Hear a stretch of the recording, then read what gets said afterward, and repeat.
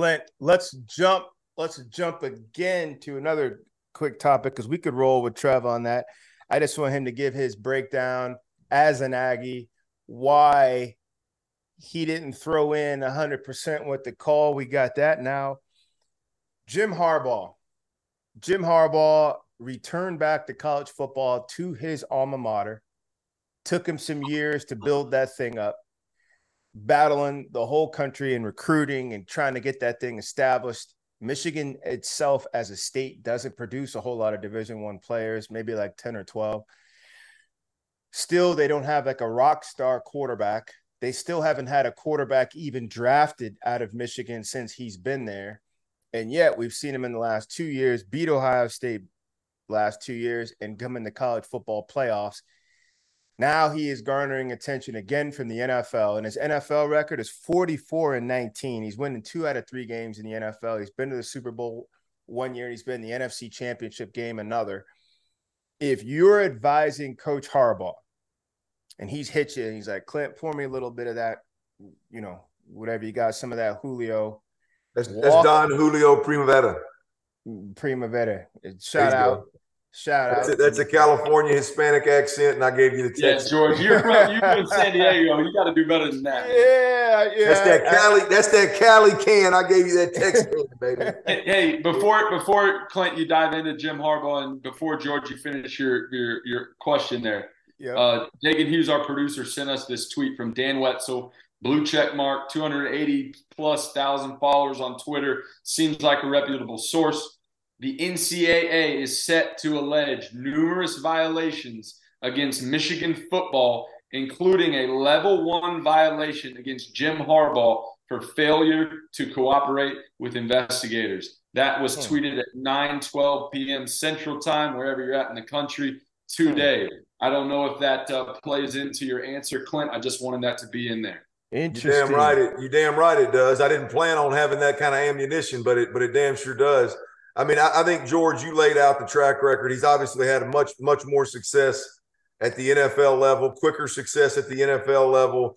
And I'm going to be honest with you. He's one of the older school coaches where, with options, obviously, where I just don't know that he wants to deal with this shit. Yep. I don't know that – because, look, and I'll be honest with you, man. You're especially if they're going to start doing this kind of stuff. I mean, investigating coaches when ultimately it's the wild, wild west, and you either play or you get ran over. Right. It's. I don't know that he wants to do it anymore.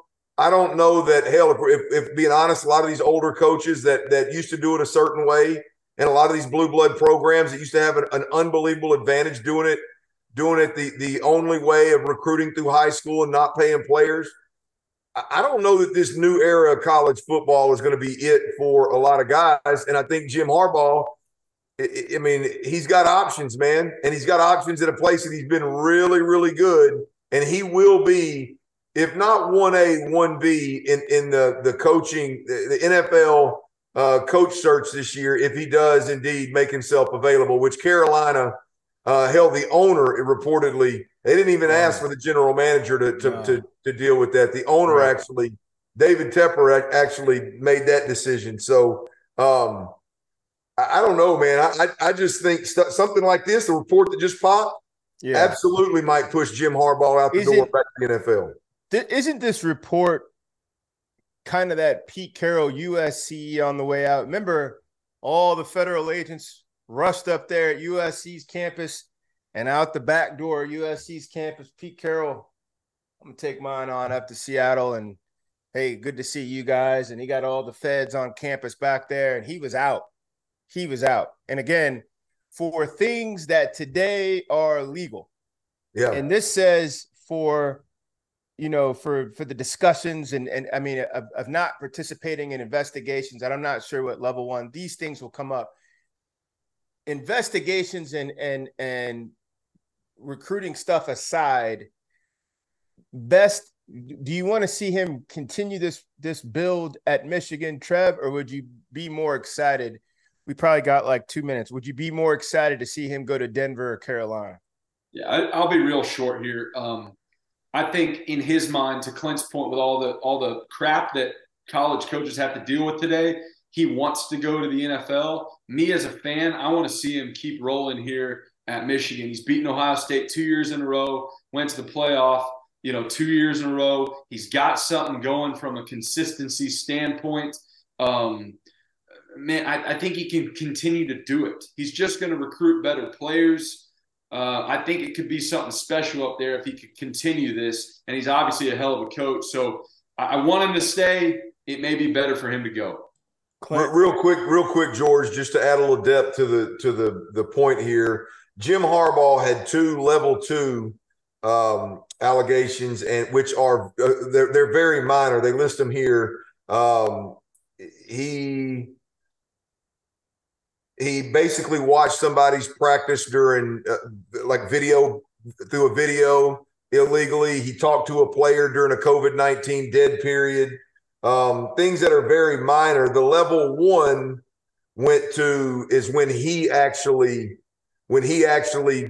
missed the meeting. He missed a meeting to discuss what's going to. The investigators wanted to investigate the level 2s, and him missing that meeting and him not participating is a level 1. So it's even worse, right? He's getting investigated for talking to a player during a COVID-19 dead period, which what is a COVID-19 dead period? We'll never see again. For watching a workout over a video stream. Right. It's one of them like, meanwhile, you got everybody in America trying to buy his backup offensive lineman because they're 4 and 5 stars. Correct. And I'll say this with pure clarity. I know 15 head coaches in college who have watched practices through streaming and have seen kids through COVID because I was either there or part of the conversation or on the call. I'm just going to just say it just like that. He has risen to a point. People are going to, the higher you get, the bigger the target, they're going to take their shots, etc. Obviously, all that will get worked out. Hold on here, George. I got a question for you 3. Yeah. So obviously there was a statement put out by Harbaugh today, and I want to get your thoughts on the wording of his statement here. So obviously he goes on, posts a graphic, like all coaches and players do these days. Oh, I saw that. And he says, as I stated in December, while no one knows what the future holds, I expect that I will be enthusiastically coaching Michigan in 2023. What do you think of the wording of nobody knows what the future holds / I expect? What are your thoughts on that? And then we can end the show after this, but I just want to get you guys. I'll answer first. I think in that verbiage to me, when I read through it multiple times, tells me that he, at least right now, he's over 50% planning on being the head coach at Michigan next year. It's almost like a promise to the folks, but it's also leaving the door slightly cracked open, saying, if all this goes down, or if they come calling with the money or the opportunity at the next level, it gives me a way to slip out that crack. But I think this early in the game, and I know all this stuff happens quick, but this early in the game, at least he's planning on staying at Michigan. Clint? Yeah, look, I think he's being proactive. He's smart. Like the leak happened that he was meeting with David Tepper, the owner of the Carolina Panthers, and considering moving to the NFL. And instead of sitting around and waiting until recruits start flipping and all these other leaks about his recruits and guys leaving and what's going on, he got out in front of it and said he made a statement basically, which I don't think there's any validity to it. But basically it's saying, hey, I went and met with the Carolina Panthers. Don't worry about that. I'm the Michigan head coach.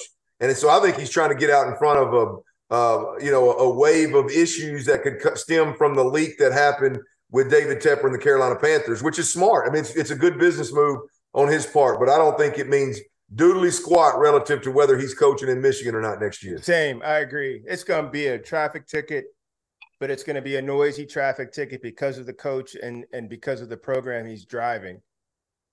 But I also look at this as a play. His agent has to have that Michigan athletic director up against the wall. Look what my guy got you. Look where you stand in the pantheon right now in college football with all this stuff changing. The last 2 years of the 14 playoff, your program has been in it, led by my client. You cut his salary in half when you were disappointed with what they were doing on the field. One of those 2 years you didn't like what was happening was a COVID year. You cut his salary in half. And then what's he do when he gets his salary back? He gives the half you gave him back to the Michigan employees, lunch ladies, custodians, etc. He subsidized all their money. You never hear that about a big-time coach at a big-time program cutting his salary in half. Did Jimbo take a pay cut this year? Did other coaches take a pay cut in half? So last guy, the only other person I heard that had to do that was Scott Frost, and that was just a way they could kind of keep some of the money. He was basically fired coming into the season. They didn't have enough organization to get their next guy in. So maybe this is some retribution. Maybe he's raising the money, but they're saying some sources with the Denver Broncos that the Walmart family could be going up as high as $20 million a year. That's a gots to go situation. That would be unreal with Jim Harbaugh. Love him in college, but he's going to win wherever. So really the chips are on his side of the table.